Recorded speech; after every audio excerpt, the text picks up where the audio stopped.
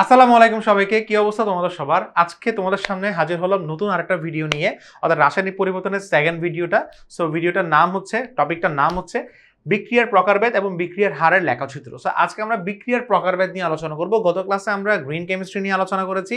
আজকে আমরা বিক্রিয়া কত ধরনের আছে সেগুলো নিয়ে আলোচনা করব। সো সবাই দেরি না করে তাড়াতাড়ি খাতা কলম নিয়ে বসে যাই, প্রত্যেকটা topic, each and every topic note down করি, কোনো সমস্যা থাকলে আমরা একটু জানাই। সো ঠিক আছে, আমরা শুরু করতেছি বিক্রিয়ার দিক এবং বিক্রিয়ার প্রকারভেদ। সো প্রথমত হচ্ছে রাসায়নিক বিক্রিয়ার গতি প্রকৃতি এবং আরবিক শর্তের উপর ভিত্তি করে রাসায়নিক বিক্রিয়াকে কয় ভাগে ভাগ করা হয়? দুই ভাগে ভাগ করা হয়। কয় ভাগে ভাগ করা হয় বলো? দুই ভাগে ভাগ করা হয়। কি কি দেখি? একটা হচ্ছে একমুখী বিক্রিয়া, এবং দুই নাম্বার হচ্ছে উভমুখী বিক্রিয়া। সো একটা হচ্ছে একমুখী বিক্রিয়া এবং আরেকটা হচ্ছে কি উভমুখী বিক্রিয়া। সো একমুখী বিক্রিয়া মানে কি? একমুখী বিক্রিয়া মানে হচ্ছে যেই বিক্রিয়াটা, আমি একটা এক্সাম্পল দিই, যে বিক্রিয়াটা সম্পূর্ণভাবে কিসে পরিণত হবে? উৎপাদে পরিণত হবে। অর্থাৎ একদম যদি সহজ কথা যদি বলি, যে বিক্রিয়াটা সম্পূর্ণভাবে উৎপাদে পরিণত হবে। আরেকটা এক্সাম্পল দিই, ধরুন হচ্ছে আমি বললাম কি বললাম বলো, সম্পূর্ণভাবে ইয়াতে পরিণত হবে। সো ফর এক্সাম্পল আমি বললাম HCl প্লাস হচ্ছে সোডিয়াম হাইড্রোক্সাইড মিলে কি হয়েছে? NaCl হয়েছে। হ্যাঁ, দেখো এই জায়গায় দেখো, তাহলে সম্পূর্ণভাবে যদি উৎপাদে পরিণত হয়, পুরোটা পুরো যদি উৎপাদে পরিণত হয়, অর্থাৎ সেটা যদি আবার ব্যাক আনতে না পারো, ব্যাক যদি না আসে, সম্পূর্ণটা যদি উৎপাদে পরিণত হয়, তাহলে সেক্ষেত্রে আমি এটাকে কি বলবো? একমুখী বিক্রিয়া বলবো। একমুখী বিক্রিয়া মানে হচ্ছে পুরোটা পুরো উৎপাদে পরিণত হবে, আর উভমুখী বিক্রিয়া হচ্ছে তার অপোজিট, অর্থাৎ তুমি চাইলে উৎপাদে আনতে পারো, আবার তুমি চাইলে বিক্রিয়কে আনতে পারো। যেমন উভমুখী বিক্রিয়ার একটা এক্সাম্পল হচ্ছে এটা। উভমুখী বিক্রিয়ার একটা ভালো একটা এক্সাম্পল যদি বের করি হচ্ছে এটা, N2 প্লাস 3H2 মিলে অ্যামোনিয়া হয়েছে। তো যেমন এটা হচ্ছে একটা উভমুখী বিক্রিয়া, কারণ এটা চাইলে আমি অ্যামোনিয়াতে আনতে পারি, আবার চাইলে অ্যামোনিয়া থেকে আমি হচ্ছে হাইড্রোজেন এবং নাইট্রোজেন আনতে পারি। বুঝতে পারছো?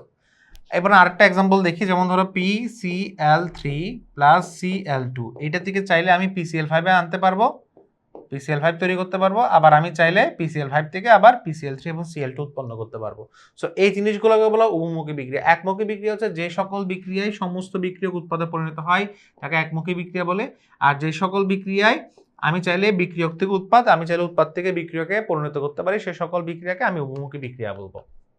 কোন রাসায়নিক বিক্রিয়ার সমস্ত বিক্রিয়ক যদি উৎপাদে পরিণত হয়, পুরো যদি উৎপাদে পরিণত হয়, তাহলে সেক্ষেত্রে সেটাকে আমরা একমুখী বিক্রিয়া বলবো। এক্সাম্পল কি কি? AB, এটা A প্লাস B হয়েছে। বিক্রিয়ার শুরুতে এটা কত পার্সেন্ট ছিল? 100% ছিল বিক্রিয়ার শুরুতে। এবং বিক্রিয়ার শুরুতে A প্লাস B ছিল 0%, কারণ বিক্রিয়া তখন স্টার্ট হয়নি। বিক্রিয়া যখন শেষ হয়ে গেছে, তখন AB হয়ে গেছে 0% আর A প্লাস B হয়ে গেছে 100%। তো পুরা কিসে পরিণত হয়েছে? A প্লাস B তে পরিণত হয়ে গেছে, পুরা কোনো কিছুই বাদ নাই। ক্লিয়ার? আচ্ছা, সো আমরা একমুখী বিক্রিয়া কয় প্রকার আছে সেটা একটু দেখি। 4 প্রকারের আছে। একটা হচ্ছে প্রশমন বিক্রিয়া একমুখী বিক্রিয়া, দহন বিক্রিয়া একমুখী বিক্রিয়া, অধক্ষেপণ বিক্রিয়া একমুখী বিক্রিয়া এবং জারণ বিজারণ বিক্রিয়া একমুখী বিক্রিয়া। সো কি কি বললাম? প্রশমন বিক্রিয়া বললাম, দহন বিক্রিয়া বললাম, অধক্ষেপণ বিক্রিয়া বললাম এবং জারণ বিজারণ বিক্রিয়া বললাম। সো প্রশমন বিক্রিয়া, দহন বিক্রিয়া, কি বললাম বলো? প্রশমন বিক্রিয়া, দহন বিক্রিয়া, অধক্ষেপণ বিক্রিয়া, জারণ বিজারণ বিক্রিয়া, অধক্ষেপণ বিক্রিয়া, জারণ বিজারণ বিক্রিয়া, অধক্ষেপণ বিক্রিয়া, জারণ বিজারণ বিক্রিয়া। সো প্রশমন বিক্রিয়া, দহন বিক্রিয়া, অধক্ষেপণ বিক্রিয়া, জারণ বিজারণ বিক্রিয়া। প্রশমন বিক্রিয়াগুলো কি কি? আমরা জানি প্রশমন বিক্রিয়া সবাই জানি, একটা অ্যাসিড যদি একটা ক্ষারের সাথে বিক্রিয়া করে লবণ এবং পানি যদি উৎপন্ন করতে পারে, তখন সেটাকে আমরা প্রশমন বিক্রিয়া বলবো।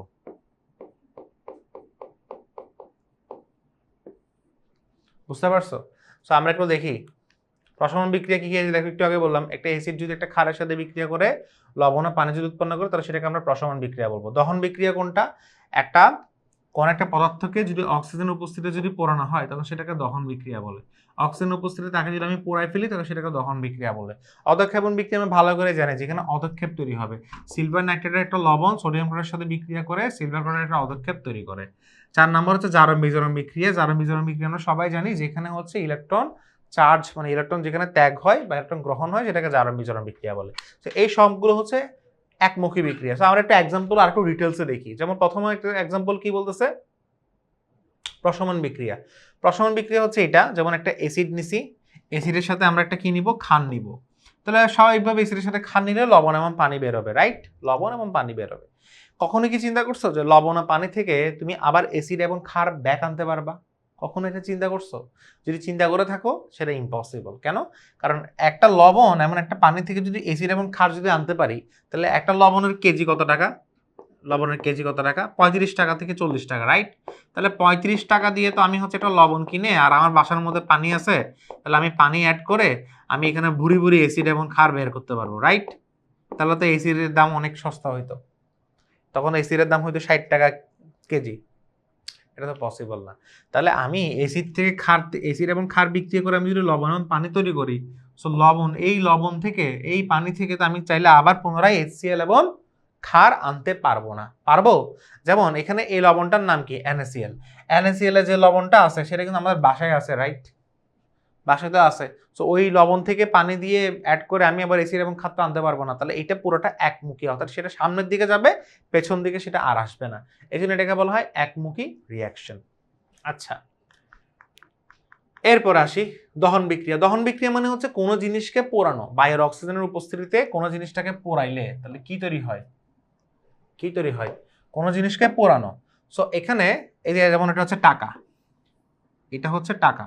এই টাকাকে আমি যদি পোড়াই, আগুনে যদি পোড়াই, এই টাকাটাকে যদি আমি আগুনে যদি পোড়াই, তাহলে এটা ছাই হয়ে যাবে। এখন ছাইকৃত অংশ থেকে পুনরায় কি আবার টাকাতে আনতে পারবা?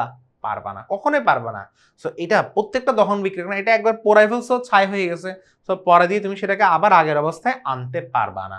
সো এই জন্য এটা হচ্ছে আমার দহন বিক্রিয়া এবং এটা হচ্ছে আমার একমুখী বিক্রিয়া। আচ্ছা, এরপর আসে অধঃক্ষেপণ বিক্রিয়া। অধঃক্ষেপণ বিক্রিয়াটা কি? যেখানে অধঃক্ষেপ তৈরি হবে তলদেশের মধ্যে, মানে পানির বিক্রিয়ার পাত্রের তলদেশের মধ্যে। যেখানে ধর আমি এখানে একটা কি নিছি, আমি এখানে সিলভার নাইট্রেটের লবণ নিছি, এবং এখানে আমি কি নিছি? সোডিয়াম ক্লোরাইড নিছি। সোডিয়াম ক্লোরাইডের সাথে সিলভার নাইট্রেট নিলে সিলভার ক্লোরাইড একটা অধঃক্ষেপ তৈরি হয়, আমরা সবাই জানি। এই সিলভার ক্লোরাইড অধঃক্ষেপ যখন তৈরি হয়, তখন নিচে এখানে অধঃক্ষেপটা তলদেশে জমা হতে থাকে। এবং এই অধঃক্ষেপটা কখনো আর দ্রবীভূত হবে না।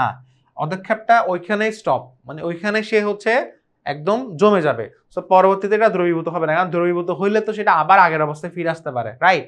দ্রবীভূত হলে সেটা আবার আগের অবস্থায় এটার সাথে বিক্রিয়া করে আবার আগের অবস্থায় NaCl এবং সিলভার নাইট্রেট তৈরি করতে পারে, কিন্তু সেটা কখনো তৈরি করবে না, কারণ ওই দ্রবীভূত হওয়ার পরে সেটা ওইখানে বিক্রিয়াটা স্টপ হয়ে যাবে, এবং তুমি চাইলে এটাকে আর রিঅ্যাকশন করাতে পারবে না। অর্থাৎ রিঅ্যাকশন ওইখানেই স্টপ, রিঅ্যাকশন ওইখানেই শেষ, মানে রিঅ্যাকশন ওইখানেই শেষ, এন্ড হয়ে যাবে।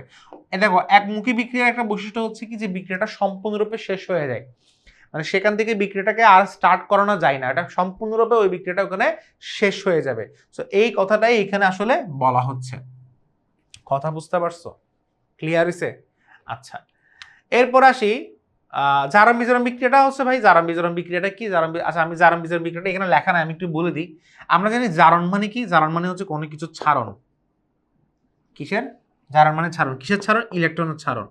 যেমন এখানে জিঙ্ক ইলেকট্রন ত্যাগ করে জিঙ্ক 2+ হয়েছে, তাহলে এখানে জিঙ্কের ছাড়ন হয়েছে, মানে জিঙ্কের জারণ হয়েছে। আবার আমি যদি কপার 2+ দিই, তাহলে সেখানে বিজারণ হয়েছে, রাইট? সো জারণ বিজারণগুলো হচ্ছে একমুখী রিঅ্যাকশন। কেন? কেন একমুখী রিঅ্যাকশন? কেন একমুখী রিঅ্যাকশন? এগুলো একমুখী রিঅ্যাকশন। জারণ বিজারণ বিক্রিয়া একসাথে তুমি যখন চিন্তা করবা, এগুলো একমুখী রিঅ্যাকশন। ধরো তুমি জিঙ্কের সাথে কপার 2+ দিলা, এরপরে তুমি দিলা জিঙ্ক 2+ এর সাথে কপার। তুমি খেয়াল করে দেখবা এই পুরো রিঅ্যাকশনটা হচ্ছে একমুখী বিক্রিয়া, মানে এটা জিঙ্ক এবং কপার 2+ থেকে জিঙ্ক 2+ এবং কপার, তুমি হয়তো মনে করতে পারো জিঙ্ক 2+ থেকে কপার থেকে আবার আনতে পারবো, এটা আসলে আবার আনা যায় না। অর্থাৎ এটা পুরোটা হচ্ছে একমুখী রিঅ্যাকশন। তাহলে প্রত্যেকটা জারণ বিজারণ বিক্রিয়া একমুখী বিক্রিয়া থাকবে। আচ্ছা, উভমুখী বিক্রিয়া কি? উভমুখী বিক্রিয়া হচ্ছে যদি কোনো রাসায়নিক বিক্রিয়া একই সাথে তুমি যদি সম্মুখ দিকে এবং পশ্চাৎ দিকে তুমি যদি সংগঠিত করাতে পারো, একই সাথে তুমি সম্মুখ দিকে এবং পশ্চাৎ দিকে তুমি যদি সংগঠিত করতে পারো, তখন সেটাকে আমরা উভমুখী বিক্রিয়া বলবো। একই সাথে তুমি যদি সম্মুখ দিকে এবং পশ্চাৎ দিকে যদি সংগঠিত করতে পারো, তাকে আমরা কি বলবো? উভমুখী বিক্রিয়া বলবো। সো এক্সাম্পল কি কি? A B C+D। আবার তুমি চাইলে C+D থেকে আবার কি আনতে পারো? A+B আনতে পারো। সো প্রথমে প্রাথমিক অবস্থায় যদি 2 মোল 2 মোল দিই, তাহলে এটা 0 0, কারণ বিক্রিয়াটা এখনো শুরু হয়নি। তাহলে বিক্রিয়াটা যখন শুরু হয়ে গেছে, তখন এটা থাকবে 1 মোল, এটা থাকবে 1 মোল, আর ওটা থাকবে 1 মোল 1 মোল। তাহলে চাইলে আমি C+D থেকে আমার হচ্ছে আমি আবার A+B তে আনতে পারবো, আবার চাইলে আমি A+B থেকে আবার C+D তে আনতে পারবো। অর্থাৎ আমি চাইলে জিনিসটা রিভার্স, অর্থাৎ আমি চাইলে এ প্লাস বি থেকে আমি চাইলে আবার সি প্লাস ডি আনতে পারবো, আবার আমি চাইলে সি প্লাস ডি থেকে আমি চাইলে আবার এ প্লাস বি আনতে পারবো। ক্লিয়ার? আচ্ছা, কন্ডিশন কি কি? বদ্ধ পাত্রে সংগঠিত করতে হবে। উভমুখী বিক্রিয়ার কন্ডিশনটা হচ্ছে এটা ভাইয়া, যে বদ্ধ পাত্রে সংগঠন করানো লাগবে। কিসে সংগঠন করানো লাগবে? বদ্ধ পাত্রে সংগঠন করানো লাগবে। কিসে সংগঠন করানো লাগবে? বদ্ধ পাত্রে। তো এটার এক্সাম্পলটা হচ্ছে ক্যালসিয়াম কার্বনেট দিয়ে দেখাই। ক্যালসিয়াম কার্বনেটকে তুমি যদি বিয়োজন করো, ক্যালসিয়াম অক্সাইড এবং কার্বন ডাইঅক্সাইড তৈরি হয়। এখন কার্বন ডাইঅক্সাইড হচ্ছে গ্যাস আকারে, এখন যদি বদ্ধ পাত্রে সংগঠন না করে যদি খোলা পাত্রে করো, দেখবা ওই কার্বন ডাইঅক্সাইড গ্যাসটা উড়ে যাবে, কার্বন ডাইঅক্সাইড গ্যাসটা উপরে উড়ে যাবে। সো উপরে উড়ে গেলে তো তুমি কার্বন ডাইঅক্সাইড গ্যাসটাকে আর পাচ্ছ না, এবং কার্বন ডাইঅক্সাইড গ্যাসটাকে আর না পাইলে সেটা ক্যালসিয়াম অক্সাইডের সাথে বিক্রিয়া করে আবার ক্যালসিয়াম কার্বনেট তৈরি হবে না। তাহলে এখান থেকে বোঝা যায় যে আমার পুরো বিক্রিয়াটা যদি আমি যদি একটা বদ্ধ পাত্রে সংগঠন করাই, তাহলে কার্বন ডাইঅক্সাইড গ্যাসটা আমার আবার থেকে যাবে, এবং এই কার্বন ডাইঅক্সাইড গ্যাসটা চাইলে পুনরায় আবার ক্যালসিয়াম অক্সাইডের সাথে বিক্রিয়া করে আবার ক্যালসিয়াম কার্বনেট তৈরি করতে পারে। সো প্রত্যেকটা উভমুখী বিক্রিয়া মনে রাখবা কিসে সংগঠিত হবে? বদ্ধ পাত্রে সংগঠিত হবে, এবং এখানে উভমুখী তীর চিহ্ন থাকবে। যে দেখো উভমুখী তীর চিহ্ন, উভমুখী তীর চিহ্ন, উভমুখী তীর চিহ্ন। সো প্রত্যেকটা জায়গায় উভমুখী তীর চিহ্ন এখানে থাকবে। ক্লিয়ার?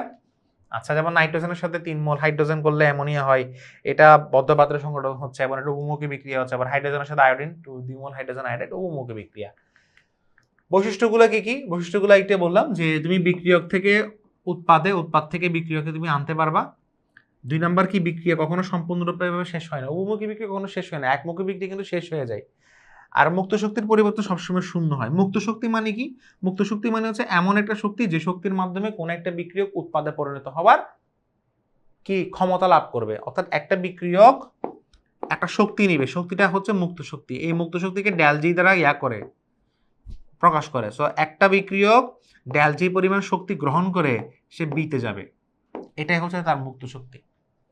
আমরা যে খাবার খাই না, আমরা খাবার খেলে আমরা কাজ করতে পারি, ঠিক সেম ভাবে বিক্রিয়কও হচ্ছে খাবার খাই, খাবারটার নাম হচ্ছে মুক্ত শক্তি। সে এই শক্তিটা পাইলে সে উৎপাদে পরিণত হতে পারবে। এজন্য এখানে বলা হচ্ছে, এখন প্রশ্ন হচ্ছে যে মুক্ত শক্তির পরিবর্তন সবসময় কেন শূন্য হবে? এখানে একটা কথা আছে যে ডেলজি, ডেলজি মানে কি? ডেলজি মানে হচ্ছে আমার উৎপাদের শক্তি, উৎপাদের শক্তি মাইনাস বিক্রিয়কের শক্তি।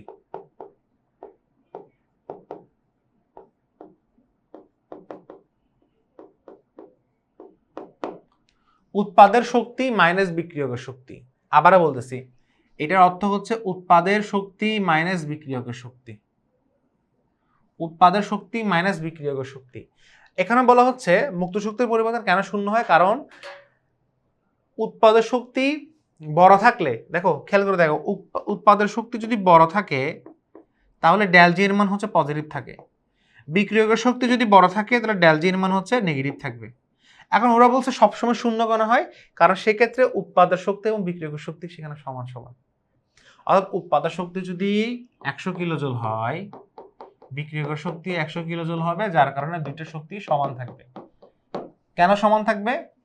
কারণটা হচ্ছে উভমুখী বিক্রিয়াতে যেই ব্যাগে সম্মুখ দিকে যাবে কোন একটা বিক্রিয়ক, সেই ব্যাগে আবার পেছন দিকে আসতে পারে। অর্থাৎ তাদের ব্যাগের মানটা সমান।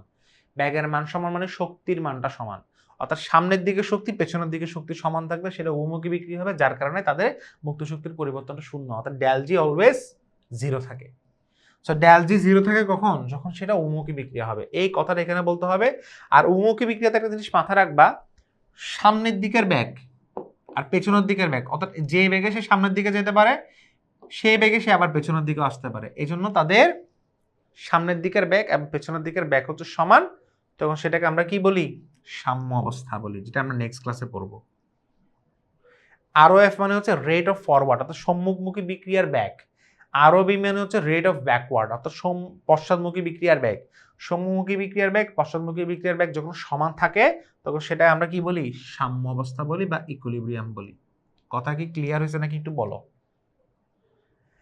উভমুখী বিক্রিয়াকে আমরা দুইটি অর্ধ তীর চিহ্ন দ্বারা প্রকাশ করতে পারি, দুইটি অর্ধ তীর চিহ্ন দ্বারা প্রকাশ করতে পারি। উভমুখী বিক্রিয়াকে আমরা কি দ্বারা প্রকাশ করতে পারি? দুইটি অর্ধ তীর চিহ্ন দ্বারা আমরা প্রকাশ করতে পারি। সো মুক্ত শক্তির কথা একটু আগে বললাম যে মুক্ত শক্তি এক ধরনের শক্তি যে শক্তির মাধ্যমে কোনো একটা বিক্রিয়ক উৎপাদে পরিণত হতে পারবে। মুক্ত শক্তি এক ধরনের শক্তি যে শক্তির মাধ্যমে কোনো একটি বিক্রিয়ক উৎপাদে পরিণত হতে পারবে, এই জিনিসটা আমাদেরকে পড়তে হবে, রাইট? সো মুক্ত শক্তির পরিবর্তন অলওয়েজ শূন্য হবে, বহুমুখী বিক্রিয়ার ক্ষেত্রে, একমুখী বিক্রিয়ার ক্ষেত্রে সেটা শূন্য হবে না। সো আমরা এতটুকুই রাখি। নেক্সট ক্লাসে আমাদের সাম্যাবস্থাটা পড়াবো, সাম্যাবস্থার সাথে সাথে আমরা বিক্রিয়া হারের লেখচিত্রটা তোমাদেরকে পড়াই দিব। সো রাসায়নিক সাম্যাবস্থা নেক্সট ক্লাস থেকে শুরু হবে।